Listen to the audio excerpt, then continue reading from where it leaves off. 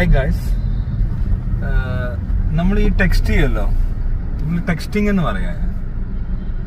അപ്പോ പാസ്റ്റിലെ കാര്യങ്ങള് നമ്മൾ ടെക്സ്റ്റ് ചെയ്യുമ്പോൾ അതിന് പാസ്റ്റിംഗ് എന്നാണ് പറയുന്നത്.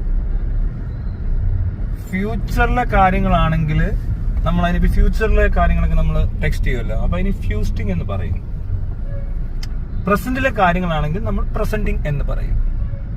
അപ്പൊ ഇങ്ങനെയുള്ള കൊച്ചു കൊച്ചു അറിവുകൾ അറിയിക്കാനുള്ള അവസരം ഞാൻ ഈ അവസരത്തിൽ വിനിയോഗിക്കുന്നു എന്നുള്ളത് നിങ്ങൾക്ക് ഒരു ഉപകാരപ്രദമായ കാര്യമായതുകൊണ്ട് പറഞ്ഞതേ ഉള്ളൂ. ഞാൻ കഴിഞ്ഞ ദിവസം കുറച്ച് പാസ്റ്റിങ്ങും ഫ്യൂസ്റ്റിങ്ങും ചെയ്തു. ഇപ്പൊ എനിക്ക് ഒരു പ്രസന്റിങ് ചെയ്യണമെന്ന് തോന്നുന്നു. നമ്മൾ വാക്യത്തിൽ പ്രയോഗിക്കുക എന്ന് പറയുന്ന രീതിയിലാണെങ്കിൽ ഇങ്ങനെ, ഓക്കെ, ഞാനും എന്റെ ഭാര്യയും പാസ്റ്റിംഗ് ചെയ്തു.